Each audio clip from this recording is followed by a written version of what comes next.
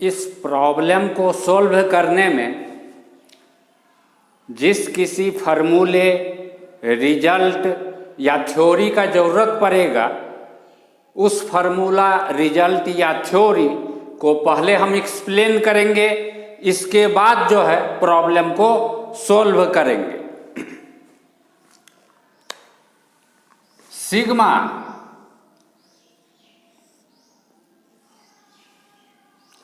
Sign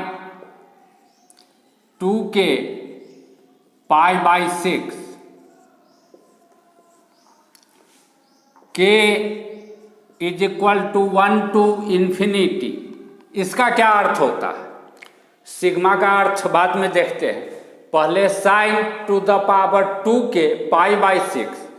देखो, जब भी ऐसे लिखा रहे साइन स्क्वायर π/6 तो इसका अर्थ होता है साइन π/6 का स्क्वायर। इस बात को ऐसे भी हम लिखते हैं, रहे साइन 4 π/6 तो इसका अर्थ होता है साइन π/6 पावर 4। तो इसके आधार पर इसको हम लिख सकते हैं sigma sine π/6 power 2k k is equal to 1 to infinity. π/6 का अर्थ होता है पाई के जगह पर 180 डिग्री 180 डिग्री रखने पर जब 6 से डिवाइड करेंगे तो यह 30 डिग्री मिलेगा। तो sine π/6 is equal to sine 30 degree is equal to 1/2 हो जाएगा। तो इसको हम लिख सकते हैं sigma k is equal to 1 से, इतना नीचे नहीं दिखाई पड़ेगा, रुक जाओ, साइन π/6 का वैल्यू 1/2, तो इसको हम लिख सकते हैं sigma that is equal to sigma 1/2 to the power 2k k 1 to infinity, k is equal to 1 to infinity. अब सिग्मा का क्या अर्थ होता है? सिग्मा का अर्थ होता है समेशन यानी जोड़। k के जगह पर सबसे पहले 1 रखना है, इसके बाद प्लस साइन देना है, that is equal to 1/2 to the power 2 times 1, 2 गुने 1 2। इसके बाद जोड़ का चिन्ह देना है प्लस साइन, देन 1 का अगला number, next number of 1, next number of 1 is 2, 1 का अगला नंबर 2 है तो k के जगह पर अब 2 लिखेंगे, तो 2 टाइम्स 2, 2 गुने 2 4 हो जाएगा, यानी 1/2 का पावर 4, 1/2 का पावर 4। फिर प्लस साइन देंगे क्योंकि सिग्मा का अर्थ होता है समेशन। फिर 2 का अगला नंबर 3, k के जगह पर 3 पुट करेंगे तो 1/2 टू द पावर 6 प्लस, फिर 3 का अगला नंबर 4, k के जगह पर 4 पुट करेंगे तो 2 गुने 4 8 यानी 8, 1/2 टू द पावर 8। इसी तरीके से प्लस साइन लगा करके और k के जगह पर अगला नंबर लिखते जाएंगे। यह काम कहाँ तक करेंगे? इन्फिनिटी तक, यानी ऐसा टर्म कितना मिलेगा? Infinite term, to infinite terms.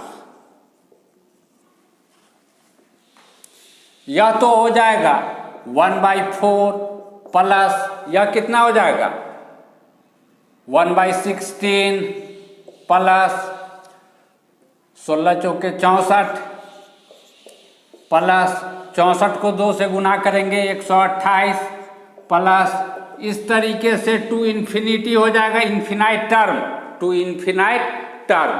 Term नहीं लिखे हैं, समझना है टर्म लिखा हुआ। तो सिग्मा का अर्थ समझ में आ गया कि सिग्मा का अर्थ क्या होता है। ज्योमेट्रिक प्रोग्रेशन क्या होता है?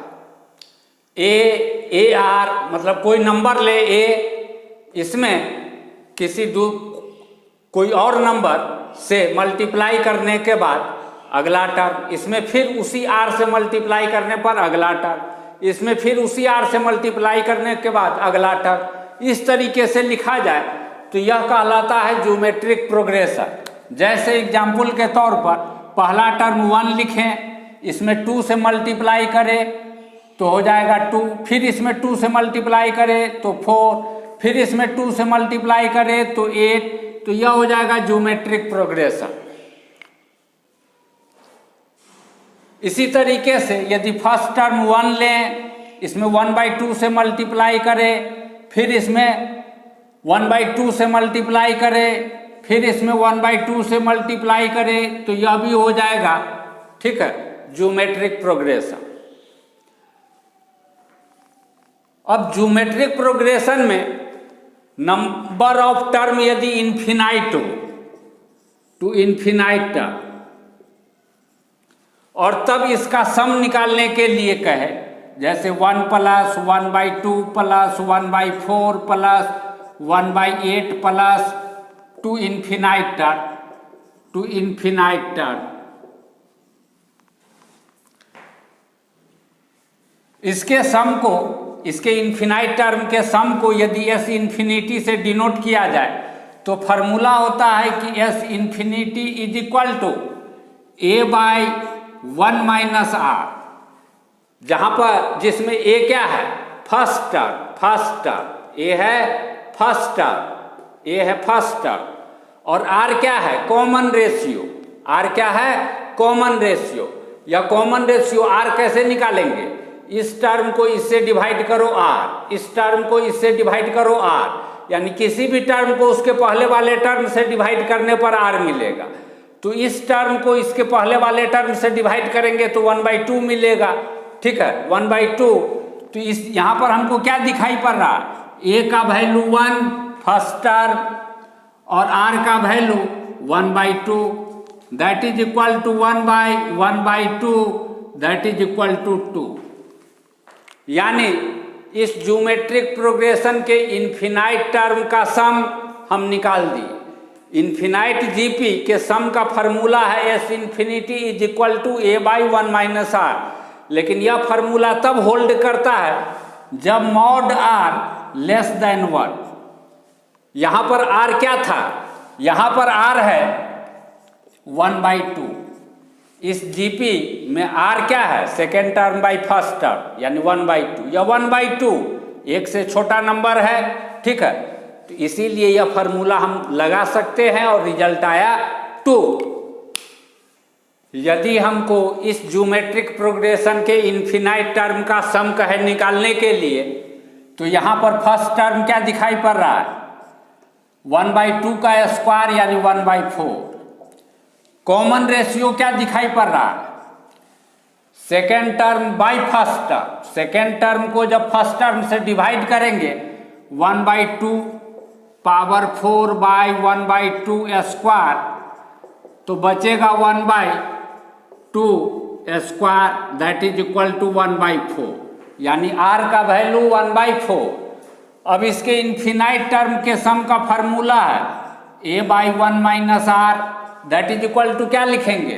1/4/1 - r का value 1/4, that is equal to 1/4/3/4, that is equal to 1/3। यानी यहाँ जो जीपी दिया हुआ है इसके इन्फिनाइट टर्म का सम 1/3 आएगा, 1/3 हो जाएगा।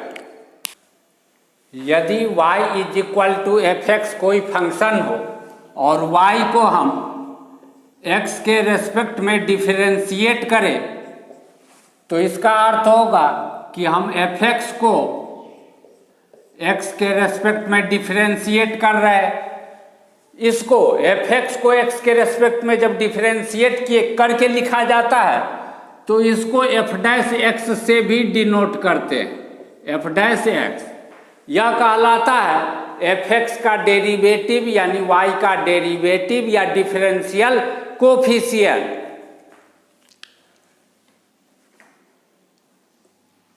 यदि y इज इक्वल टू हो a पर पावर x, जहाँ a कोई पॉजिटिव नंबर है, तो dy बाई डी एक्स का अर्थ होगा dA to the power x by d x, और फॉर्मूला है कि dA to the power x by d x is equal to a to the power x log a to the base e, जहाँ पर e एक number है, irrational number.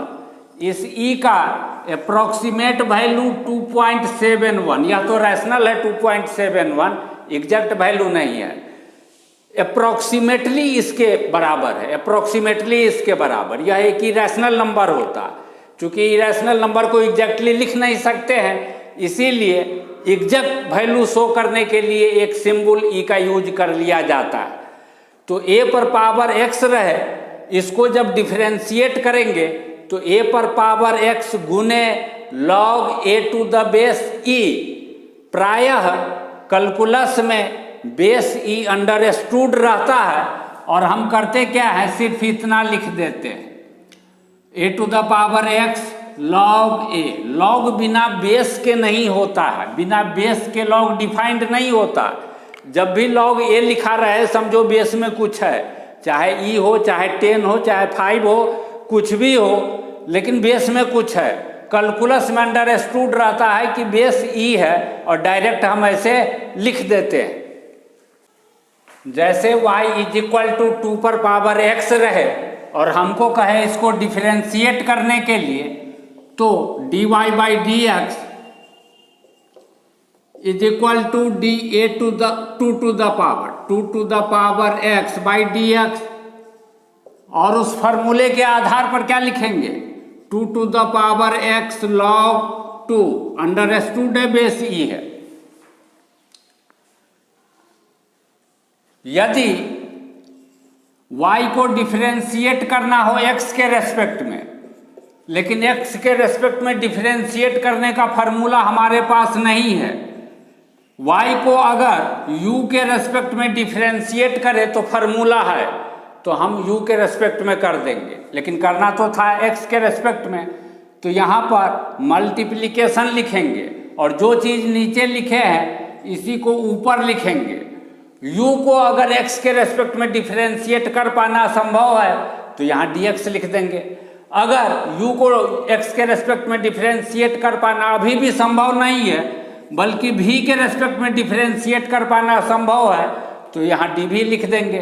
फिर इसके बाद मल्टीप्लिकेशन लिखेंगे, और जो चीज़ नीचे लिखे हैं इसको ऊपर dv, ठीक है। अब अगर v को x के रेस्पेक्ट में डिफरेंशिएट कर पाना संभव है तो dx लिख देंगे।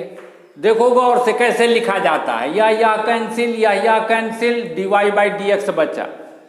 यह कहलाता है चेन रूल। डायरेक्ट y को x के रेस्पेक्ट में डिफरेंशिएट करने का फॉर्मूला नहीं हो, लेकिन u के रेस्पेक्ट में डिफरेंशिएट करने का फॉर्मूला हो, तो पहले u के रेस्पेक्ट में कर देते हैं, फिर u को v के रेस्पेक्ट में कर देते हैं, फिर v को अगर x के रेस्पेक्ट में कर पाने का फॉर्मूला है तो x के रेस्पेक्ट में कर देंगे।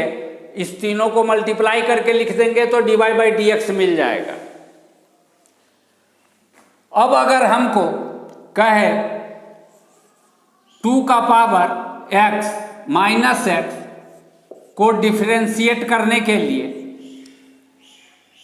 तो x के रेस्पेक्ट में डिफरेंशिएट करने का फॉर्मूला तो है, लेकिन माइनस x के रेस्पेक्ट में डिफरेंशिएट करने का फॉर्मूला नहीं है, तो हम करेंगे क्या, 2 to the power minus x by, formula क्या कह रहा है, 2 पर जो पावर है उसके रेस्पेक्ट में डिफरेंशिएट करने का फार्मूला है, तो हम माइनस से एक्स के रेस्पेक्ट में डिफरेंशिएट करेंगे।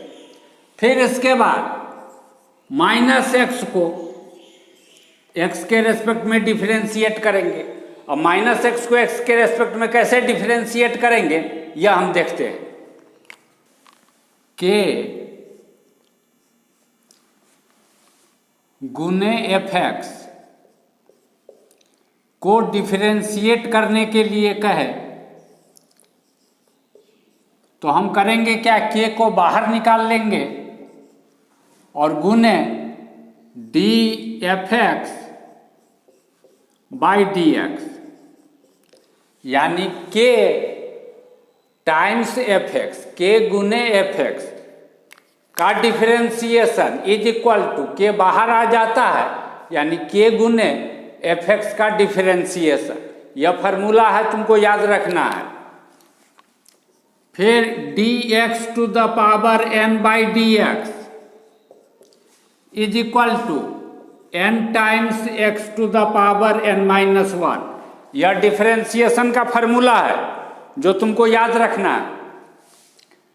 इसके आधार पर d माइनस एक्स का डिफरेंशिएशन, माइनस एक्स का डिफरेंशिएशन, माइनस एक्स का अर्थ हुआ d माइनस वन गुने एक्स का डिफरेंशिएशन।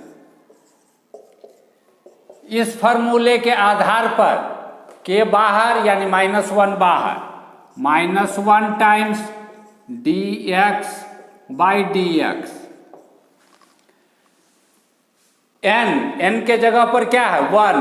तो इस फॉर्मूले के आधार पर एन गुने यानी वन गुने x to the power n minus one यानी one minus one, that is equal to, और माइनस वन नहीं लिखे तो माइनस वन और गुने वन यानी minus one, that is equal to हो जाएगा माइनस वन और x to the power zero, किसी नंबर का पावर जीरो वन, वन से माइनस वन को मल्टीप्लाई करेंगे रिजल्ट माइनस वन। तो माइनस एक्स का डिफरेंशिएशन माइनस वन। तो अब हम इसका वैल्यू क्या होगा यह लिखते हैं, पहले इसको मिटा लेते हैं। D to the power minus x by d x, इसको पहले चेन रूल से एडजस्ट करेंगे तो d to the power minus x by d minus x गुने d minus x by d x. अब फॉर्मूला हम जानते हैं कि d a to the power x by d x, a to the power x log a, x के respect में जो power है उसके रेस्पेक्ट में डिफरेंशिएट करने पर ए टू द पावर इतना लॉग या बेस में जो ए है यह हो जाता है। इस फॉर्मूले के आधार पर इसको क्या लिखेंगे, जो पावर में है उसके रेस्पेक्ट में to the power minus x गुने लॉग टू, यह तो हो जाएगा इसका डिफरेंशिएशन, और माइनस एक्स का डिफरेंशिएशन अभी अभी हम देखे हैं कि माइनस वन होगा। तो माइनस वन से जब इसको मल्टीप्लाई करेंगे लॉग टू को तो क्या हो जाएगा minus log two, minus log two गुने two the power minus x, इसका डिफरेंशिएशन हो जाएगा इतना। मान लो y is equal to f x का ग्राफ खींचते हैं, यह y is equal to f x का ग्राफ कहाँ से कहाँ तक के बीच में खींचे हैं, x कोऑर्डिनेट a से लेकर के x कोऑर्डिनेट b के बीच में खींचे हैं। ग्राफ मान लो x कोऑर्डिनेट a से x कोऑर्डिनेट b के बीच ही है, इसके पहले नहीं है ग्राफ, इसके बाद नहीं है ग्राफ। तो इस इंटरवल में मान लो कि यहाँ पर जो एकदम इसके लेफ्ट साइड में कर्व नीचे आ रहा है, इसके राइट साइड में कर्व ऊपर जा रहा है, इस पॉइंट का x कोऑर्डिनेट मान लो x1 है, इस पॉइंट का x कोऑर्डिनेट मान लेते हैं x2 है, इस पॉइंट का x कोऑर्डिनेट मान लेते हैं x3 है। तो देखो गौर से x1 x कोऑर्डिनेट वाला जो पॉइंट है ग्राफ पर, इसके लेफ्ट साइड में कर्व नीचे आ रहा है और राइट साइड में कर्व ऊपर जा रहा है, तो यह यहाँ पर फंक्शन का मिनिमम वैल्यू मिलेगा। यहाँ पर लेफ्ट साइड में कर्व ऊपर जा रहा है, राइट साइड में कर्व नीचे जा रहा है, तो इस पॉइंट पर मैक्सिमम वैल्यू मिलेगा। इस पॉइंट पर लेफ्ट साइड में कर्व नीचे जा रहा है, राइट साइड में ऊपर जा रहा है, तो इस पॉइंट पर मिनिमम वैल्यू मिलेगा। मिनिमम वैल्यू यहाँ भी, मिनिमम वैल्यू यहाँ भी। मिनिमम वैल्यू कितना होगा? इस हाइट के बराबर। मिनिमम वैल्यू इस हाइट के बराबर। तो किसी फंक्शन का एक से ज़्यादा मिनिमम वैल्यू मिल सकता है। इस तरह का जो मिनिमम वैल्यू है यह कहलाता है लोकल मिनिमम। Local minimum. इस तरह का जो मैक्सिमम वैल्यू है वह कहलाता है लोकल मैक्सिमम। अब किसी फंक्शन का एब्सोल्यूट मैक्सिमम या एब्सोल्यूट मिनिमम क्या होता है? एब्सोल्यूट मैक्सिमम का अर्थ है ए से बी तक में सबसे अधिक हाइट कहाँ है। वह सबसे अधिक हाइट या तो लोकल मैक्सिमम पर मिलेगा, नहीं तो इंड पॉइंट पर मिलेगा। हो सकता है कि इंड पॉइंट इससे भी ऊपर चला जाता तो लोकल मैक्सिमम यहाँ मिलता। या तो लोकल मैक्सिमम पर मिलेगा या इंड पॉइंट पर मिलेगा। इस इंटरवल में, पूरे इंटरवल में सबसे बड़ा वैल्यू जिसको ग्लोबल मैक्सिमम कहते हैं।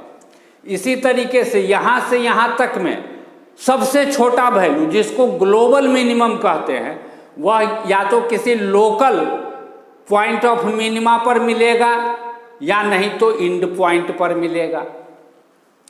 मान लो कोई ग्राफ है ऐसा, एक्स एक्सिस वाई एक्सिस, 0 1, 0 पर भी हाइट इतना ही है, ठीक है, और 1 पर भी हाइट इतना ही है, और इस पॉइंट का एक्स कोऑर्डिनेट हो 1/2। 1/2 के लेफ्ट साइड में कर्व नीचे आ रहा है, राइट साइड में कर्व ऊपर जा रहा है, तो 1/2 पर मिनिमम वैल्यू मिलेगा। पूरे 0 से 1 तक में मिनिमम वैल्यू यही इस हाइट के बराबर जो 1/2 पर मिलता है, और मैक्सिमम वैल्यू इस इंड पॉइंट पर, पॉइंट ऑफ मैक्सिमा तो कोई है नहीं, इंड पॉइंट पर देखेंगे वैल्यू कितना मिल रहा है, किसी न किसी इंड पॉइंट पर ही मैक्सिमम वैल्यू मिलेगा। अगर इस पर का वैल्यू सबसे बड़ा तो मैक्सिमम वैल्यू इसी पॉइंट पर मिलेगा। यदि इस पर का वैल्यू सबसे बड़ा तो मैक्सिमम वैल्यू इसी पॉइंट पर मिलेगा। यदि दोनों पर का वैल्यू बराबर तो मैक्सिमम वैल्यू इसी हाइट के बराबर हो जाएगा, और वह मैक्सिमम वैल्यू 2 पॉइंट पर मिलेगा। अब कर्व जो नीचे आता है जिस इंटरवल में, जैसे a से x1 के बीच में कर्व नीचे आ रहा है, तो f' यानी इसका डेरिवेटिव f' निगेटिव होगा, तब कर्व नीचे आता है। जब कर्व ऊपर जाता है तो इस इंटरवल में x1 से x2 के बीच में f' पॉजिटिव होगा। यानी जिस इंटरवल में f' पॉजिटिव, उस इंटरवल में कर्व ऊपर जाता है। जिस इंटरवल में कर्व नीचे, इस इंटरवल में f' निगेटिव। जिस इंटरवल में कर्व ऊपर, उस इंटरवल में f' पॉजिटिव। यानी x3 से b के बीच का कोई भी नंबर x के जगह पर f' में रखेंगे तो रिजल्ट चाहे 2 मिले, चाहे 10 मिले, चाहे 50 मिले, लेकिन कोई न कोई पॉजिटिव नंबर मिलेगा। लेकिन जहाँ पर साइन चेंज हो रहा है निगेटिव से पॉजिटिव, इस पॉइंट पर f' 0, यानी इस पॉइंट पर x के जगह पर जब x1 रखेंगे तो f' 0 मिलेगा। इस पॉइंट पर भी f' 0 मिलेगा, यानी f' 0 मिलेगा। इस पॉइंट पर भी f' 0 मिलेगा, यानी f'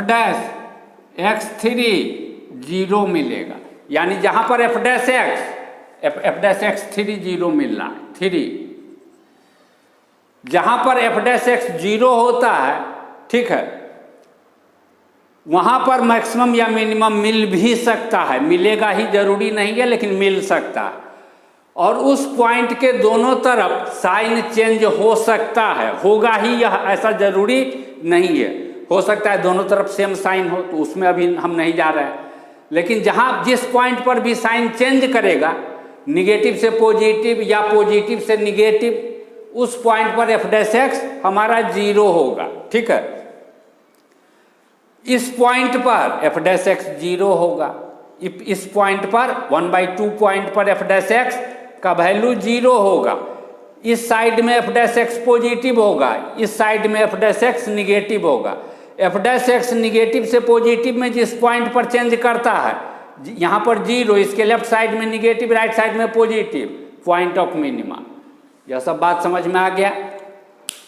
y is equal to a to the power x का ग्राफ ऐसा होता है।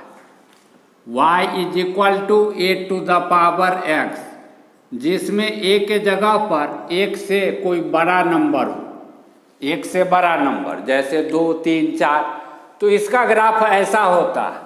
यह ग्राफ 0, 1 यानी x कोऑर्डिनेट 0 और y कोऑर्डिनेट यानी हाइट यह 1 के बराबर इस पॉइंट पर y एक्सिस को काटता है। इसमें 0 से अब देखो, हम बोले कि y is equal to a पर पावर x, जिसमें a 1 से बड़ा हो उसका ग्राफ ऐसा होता है। तो y is equal to 2 to the power x का भी ग्राफ ऐसा ही होगा। यह ग्राफ 0, 1 पर y एक्सिस को काटेगा। मान लो x एक्सिस पर कोई पॉइंट है 1/2, 1/2 पर हाइट इतना मिलेगा, यानी x के जगह पर 1/2 रखेंगे तो 2 टू द पावर 1/2 इस हाइट के बराबर मिलेगा। यानी यह पॉइंट हो जाएगा x कोऑर्डिनेट 0 और y coordinate 2 to the power 1/2। y coordinate 2 to the power 1/2 का मतलब क्या है? यह हाइट, देखो यह हाइट इस हाइट से बड़ा है, यानी 1 से बड़ा है, 1 से बड़ा है 2 टू द पावर 1/2। इसी तरीके से 1/3 यह भी रखोगे तो हाइट जो मिलेगा, यह पॉइंट मिलेगा 0, 2 टू द पावर 1/3। यह हाइट 1 से बड़ा है, इसका अर्थ है 2 टू द पावर 1/3 यह भी बड़ा है 1 से। इसी तरीके से 1/4 रखो, यानी कोई भी पॉजिटिव नंबर, ठीक है, कोई भी पॉजिटिव नंबर, तो यह पॉइंट 0, 2 टू द पावर 1/4 होगा। यह हाइट इस 1 हाइट से बड़ा है, यानी 2 टू द पावर 1/4, ठीक है, बड़ा होगा 1 से।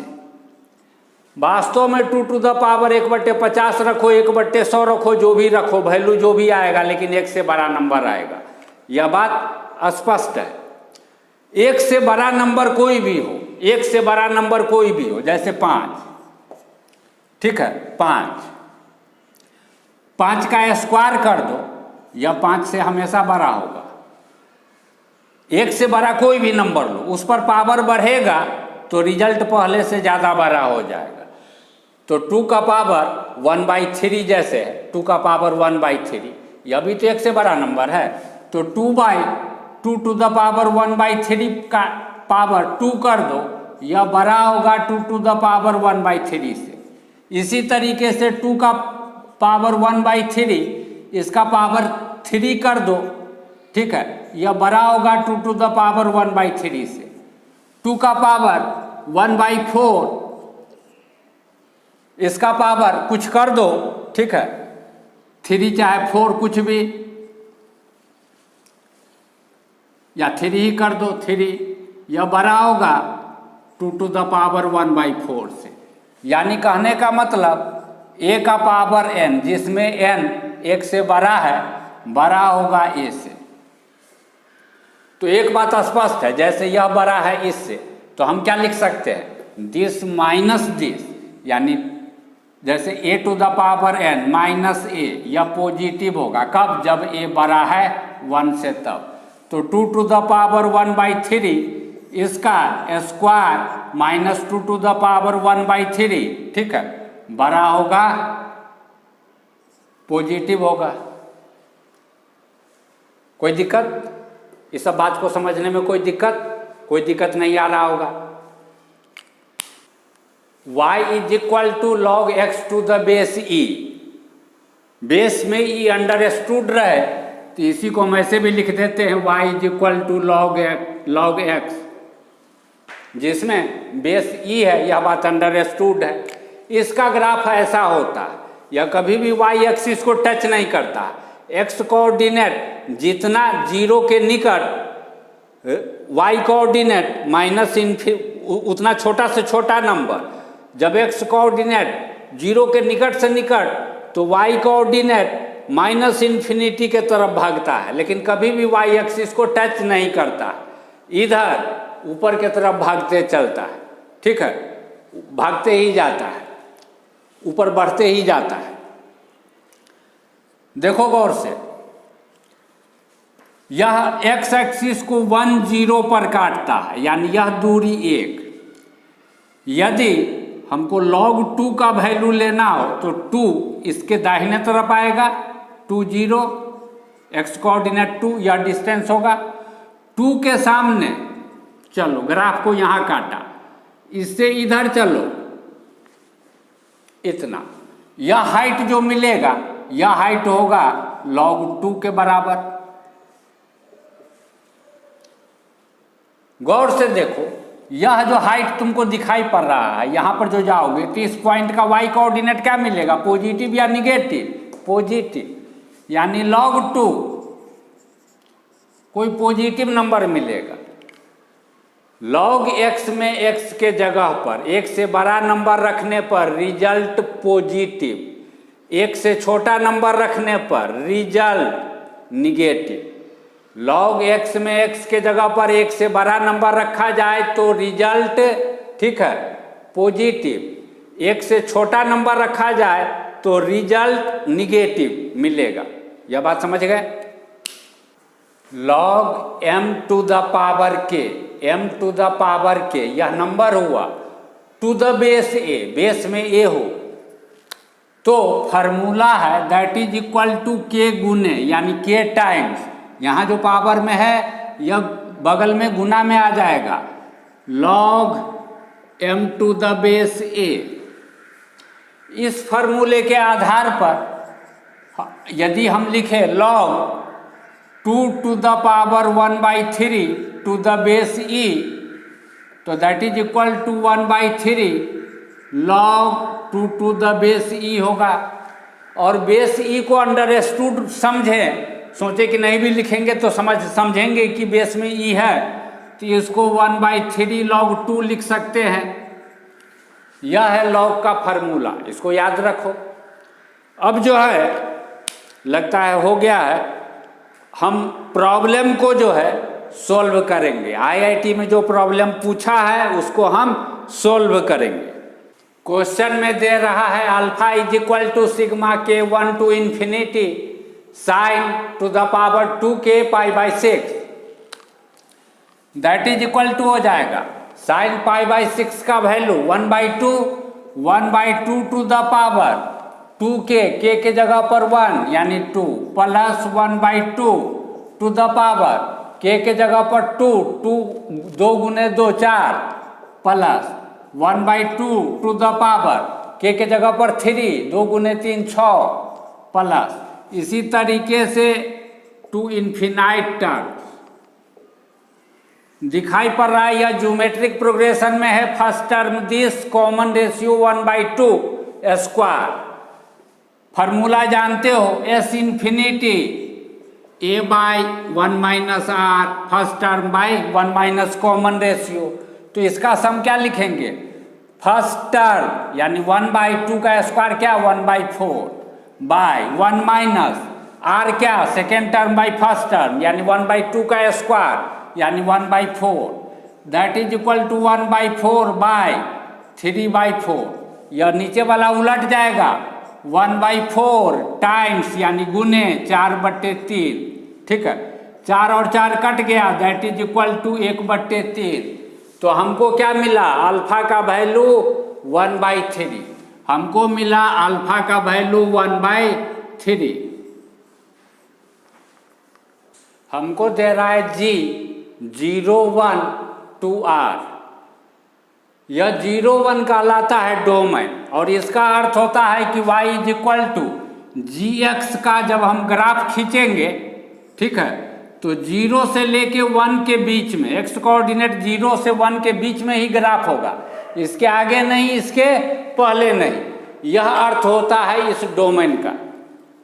फिर जी एक्स दे रहा है इतना, अल्फा का वैल्यू हम निकाल चुके हैं। अल्फा के जगह पर जब 1/3 लिखेंगे 1/3, तो जी एक्स क्या मिलेगा? जी एक्स मिलेगा 2 to the power 1/3x plus 2 to the power 1/3 1 minus x,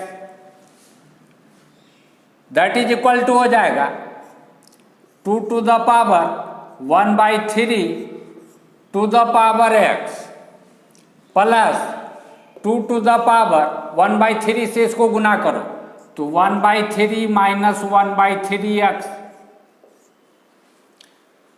that is equal to हो जाएगा 2 to the power 1/3 x plus 2 पर पावर 1/3 माइनस दिस है, 2 पर पावर 1/3 माइनस दिस है, तो इसको 2 to the power 1/3 by 2 to the power 1/3x लिख सकते हैं, यानी जी एक्स इतना के बराबर हुआ।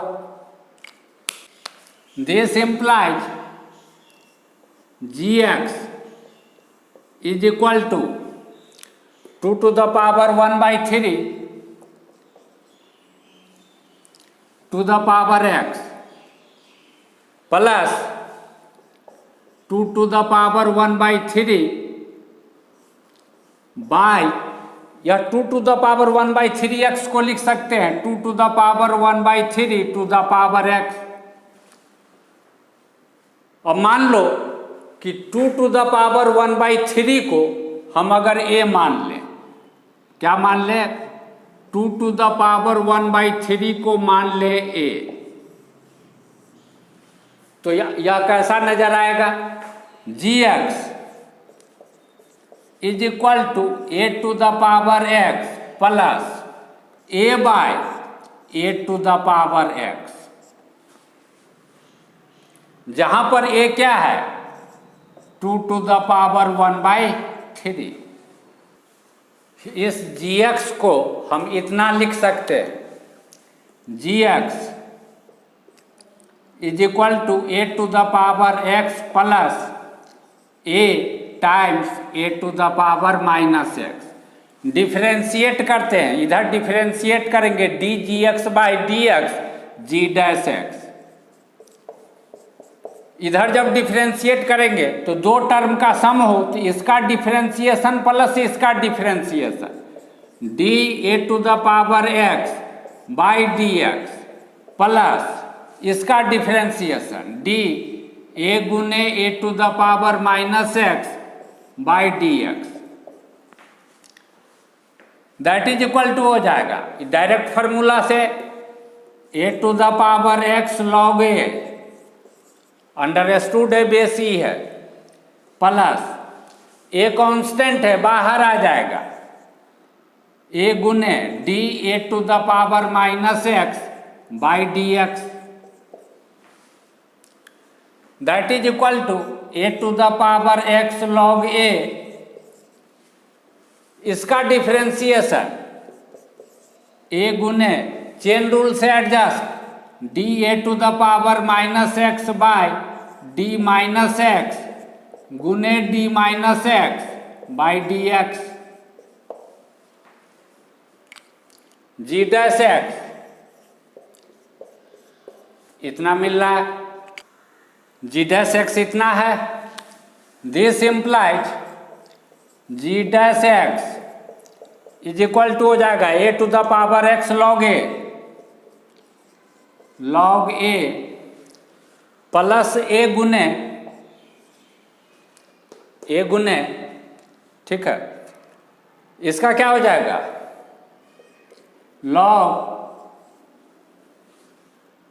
लॉग नहीं a to the power minus x, इसका हो जाएगा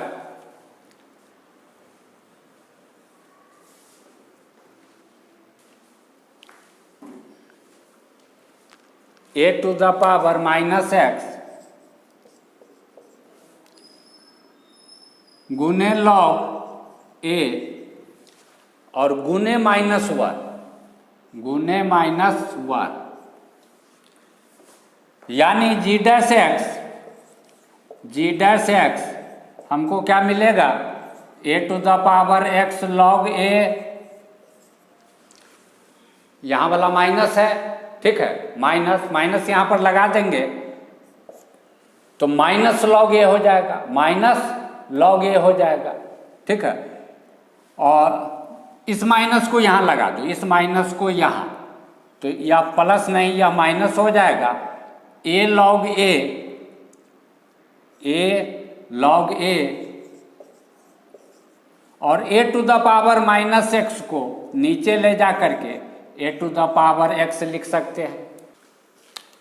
this implies g dash x is equal to, दोनों जगह से लॉग ए कॉमन, तो क्या बचेगा, a to the power x minus a by a to the power x log a, और ए है 2 टू द पावर 1/3, ए है 2 टू द पावर 1/3, तो लॉग ए का अर्थ क्या होगा, log 2 to the power 1/3, base में ई, यह क्या हो जाएगा 1/3 log 2 to the base e understood रहे तो 1/3 log 2, यानी यहाँ पर जो log ए है इसको हम 1/3 log 2 लिख सकते हैं, तो लिख देते हैं g dash x is equal to 1/3 log 2 गुने ब्रैकेट के अंदर a to the power x minus a by a to the power x. G dash x हम निकाल लिए, और यह भी जान रहे हैं कि फंक्शन जो है सो 0 से 1 के बीच में ही ग्राफ है, ठीक है, शुरू में बतलाए हैं कि इंटरवल 0-1 डोमेन है। अब हम यह जानना चाहते हैं कि x के किस वैल्यू के लिए जी डैश एक्स 0 के बराबर होता है, इसके लिए हम लिखेंगे g dash x is equal to 0 implies that, यदि जी डैश एक्स को 0 के बराबर करे तो x का वैल्यू जिसके लिए जी डैश एक्स 0 होगा अपने आप इक्वेशन को सोल्व करने पर मिल जाएगा।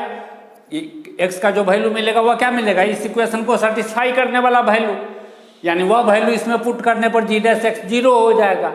तो हम एक इक्वेशन लिख दिए, इस इक्वेशन का रूट निकालेंगे जो x का वैल्यू देगा, जिस वैल्यू पर जी डैश एक्स 0 के बराबर होगा। अब जी डैश एक्स देखो इतना के बराबर है, 1/3 पॉजिटिव है, log 2 पॉजिटिव है, तो दिस गुने this bracket is equal to 0, और यह दोनों 0 नहीं, निश्चित तौर पर यही ब्रैकेट 0, यानी a to the power x minus a by a to the power x is equal to 0 होगा। This implies a to the power x is equal to, इसको राइट साइड ले जाते हैं, a by a to the power x, इस a to the power x को ऊपर ले जाकर के ऐसे लिख सकते हैं, a to the power x is equal to a to the power 1 minus x. Base यदि ठीक है 1 नहीं हो, बेस यदि 1 नहीं हो, तब ए पर पावर कुछ रहे, बेस में यदि 1 नहीं हो, ठीक है, तब मतलब कोई पॉजिटिव नंबर हो लेकिन 1 नहीं हो, तब ए पर power x is equal to a पर पावर y होता है, तो यह तभी होगा जब x is equal to y। यदि बेस 1 नहीं हो लेकिन बेस के जगह पर जो a है वह कोई पॉजिटिव नंबर हो तब, तो यहाँ पर हम जान रहे हैं कि a का वैल्यू 2 पर पावर 1/3 है जो 1 से बड़ा नंबर है, यानी 1 के बराबर नहीं है, तब इस पर जो पावर है यह दोनों इक्वल होगा, तभी यह इक्वल होगा। यानी this implied x is equal to 1 minus x, इस x को left side, this implies 2x is equal to 1, this implies x is equal to 1/2, यानी g डैश x जीरो कहाँ होगा 1/2 पर, g डैश x जीरो कहाँ होगा x is equal to 1/2 पर। ठीक है, अब जो है जरा इसको मिटाते हैं। यह बात तो हम कैलकुलेट कर लिए कि यह है 1, यह है 0, 1/2 पर, 1/2 पर g डैश x जीरो होगा, g डैश x जीरो होगा। लेकिन हम और यह भी जानते हैं कि ग्राफ जो है 0 से 1 के बीच ही लाई करेगा। अब हम जानना चाहते हैं कि 0 से 1/2 के बीच में g डैश x पॉजिटिव है या निगेटिव, तो 0 से 1/2 के बीच में लाई करने वाला कोई भी नंबर जैसे 1/4 इसमें रख दो, g dash 1/4 is equal to क्या मिलेगा 1/3 log 2 a पर power 1/4, a to the power 1/4 minus a to the power 1/4, that is equal to 1/3 log 2 गुने a to the power 1/4 minus a में से यह a टू द पावर 1/4 घटेगा तो a to the power 3/4। इसको हम ऐसे लिख सकते हैं, that is equal to 1/3 log 2, 1/3 log 2 a to the power 1/4, और इसको ऐसे लिख सकते हैं minus a to the power 1/4 का पावर 3। गौर से देखो, a है 1 से बड़ा नंबर, इस पर पावर 1/4 दे देंगे वह भी 1 से बड़ा ही होगा। जैसे इस पर पावर 1/4 दे देंगे तो क्या होगा 1/12। समझ रहे हो कि 2 पर पावर 1/12 भी देंगे यानी 0 से बड़ा नंबर, तो रिजल्ट 1 से बड़ा ही होगा। यह है 1 से बड़ा नंबर, और इस पर पावर 1, इस पर पावर 3, पावर बढ़ गया, पावर बढ़ गया तो इसका वैल्यू बढ़ गया। माइनस के बाद बड़ा नंबर, माइनस के पहले छोटा नंबर, छोटा नंबर में से बड़ा नंबर घटेगा, रिजल्ट निगेटिव। यानी 1/2 के लेफ्ट साइड में और 0 के राइट साइड में, इस बीच में f डैश x निगेटिव मिल रहा है, f डैश x निगेटिव मिलेगा। अब 1/2 के राइट साइड में, लेकिन 1 के पहले इस बीच का कोई नंबर जैसे 3/4 इसमें हम पुट करेंगे, इसमें पुट करेंगे, और 1/2 से 1 के बीच में साइन क्या है यह चेक करेंगे। g dash 3/4 is equal to 1/3 log 2 a to the power 3/4 minus a to the power 1/a to the power 3/4 यानी a to the power 1/4, that is equal to 1/3 log 2 a to the power 1/4 cube minus a to the power 1/4, a to the power 1/4 1 से बड़ा number, इस पर power 3, इस पर power 1, स्पष्ट है यह बड़ा है। This bracket positive, log 2 positive, 1/3 positive, finally product positive. यानी 1/2 से 1 के बीच में f डैश x पॉजिटिव आ रहा, स्पष्ट है। ग्राफ ऊपर जाएगा, ग्राफ ऊपर जाएगा, ठीक है। 0 से 1/2 के बीच ग्राफ नीचे जाएगा, 1/2 से 1 के बीच ग्राफ ऊपर जाएगा। यह बात तो स्पष्ट हो गया। अब हम कुछ वैल्यू कैलकुलेट करेंगे। सबसे पहले x के जगह पर, g डैश x में नहीं, gx में, डिफरेंशियल कोफिशिएंट में नहीं, gx में, ठीक है, gx में x के जगह पर 1/2 पुट करेंगे, g 1/2 a to the power 1/2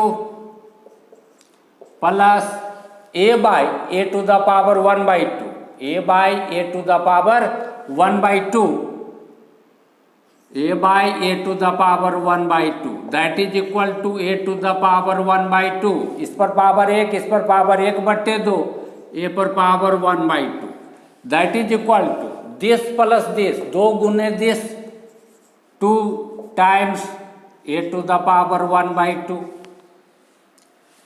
that is equal to 2 गुने 1 क्या है 2 का पावर 1/3 पर power 1/2 that is equal to 2 गुने 2 पर पावर 1/3 और 1/2 को गुना करेंगे 1/6, 2 पर पावर 1 गुने 2 पर पावर 1/6, पावर जुट जाएगा, 2 पर पावर 1 जोड़ 1/6 दैट इज इक्वल टू 2 पर पावर 7/6। इसका अर्थ है कि 7/6, 2 पर पावर 7/6 जो हाइट होगा, ठीक है, हाइट 2 पर पावर 7/6, इसके सामने 1/2, इधर से 1/2 के सामने जो हाइट होगा ग्राफ का वह इतना के बराबर होगा, इतना के बराबर 2 पर पावर 7/6। अब इसके लेफ्ट साइड में कर्व डिक्रीज कर रहा है, निगेटिव है, यानी कर्व नीचे जा रहा है, तो जरूर 0 पर हाइट और ऊपर होगा, कितना होगा वह निकालते हैं, 1 पर हाइट कितना होगा यह निकालते हैं। अब हम x के जगह पर 0 रखते हैं कि 0 पर हाइट कितना, यह पता करने के लिए g0 a to the power 0 plus a by a to the power 0 that is equal to 1 plus a by 1 that is equal to 1 plus a, और a कितना है 2 पर पावर 1/3, यानी 1 प्लस 2 पर पावर 1/3।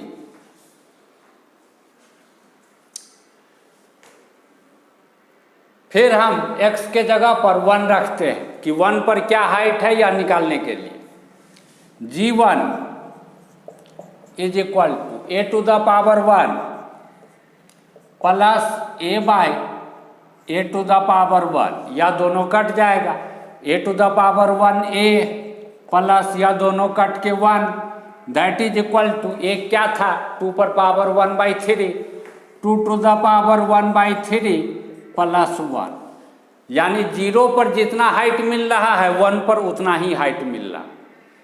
लेकिन एक बात है कि f' निगेटिव है, यानी इस इंटरवल में कर्व नीचे जा रहा है, तो जरूर 0 पर हाइट ज़्यादा होगा। कितना हाइट है 0 पर 1 प्लस 2 टू द पावर 1/3, यानी this height 1 plus 2 to the power 1/3, और 1 पर भी हाइट इसी के बराबर है, इसी के बराबर। तो कर्व जो है इस इंटरवल में नीचे आ रहा है और इधर ऊपर हो रहा है, और यहाँ पर f' 1/2 पॉइंट पर 0 हो रहा। स्पष्ट है 1/2 पर मिनिमम वैल्यू, 1 पर का हाइट और 0 पर का हाइट सेम, तो 1 पर मैक्सिमम 0 पर भी मैक्सिमम, दोनों मैक्सिमम का वैल्यू इक्वल, यानी मैक्सिमम वैल्यू इतना मिल रहा है और 2 पॉइंट पर मिल रहा है, 2 पॉइंट पर। मिनिमम वैल्यू सिर्फ 1/2 पर मिल रहा है और वह मिनिमम वैल्यू इस हाइट के बराबर है। अब हम ऑप्शन देखेंगे, ए नंबर ऑप्शन में बोल रहा है the minimum value of gx is 2 to the power 7/6। Minimum value देखो, मिनिमम वैल्यू यही मिल रहा है 2 to the power 7/6, option a correct है। The maximum value of gx is 1 plus 2 to the power 1/3। Maximum value इसी height के बराबर है, ठीक है, इस हाइट के बराबर 1 plus 2 to the power 1/3, B option सही है। The function gx attains its maximum at more than 1 point. gx का मैक्सिमम वैल्यू 1 से अधिक पॉइंट पर मिलता है, बात सही है, 0 पर भी मिल रहा है 1 पर, तो 1 से अधिक पॉइंट पर। ऑप्शन डी में कह रहा है the function gx attains its minimum at more than 1 point. gx का मिनिमम वैल्यू 1 से अधिक पॉइंट पर मिलता है, हम देख रहे हैं कि सिर्फ एक ही पॉइंट 1/2 पर मिनिमम वैल्यू मिल रहा और किसी पॉइंट पर मिनिमम नहीं मिल रहा, तो ऑप्शन डी गलत है, हो गया।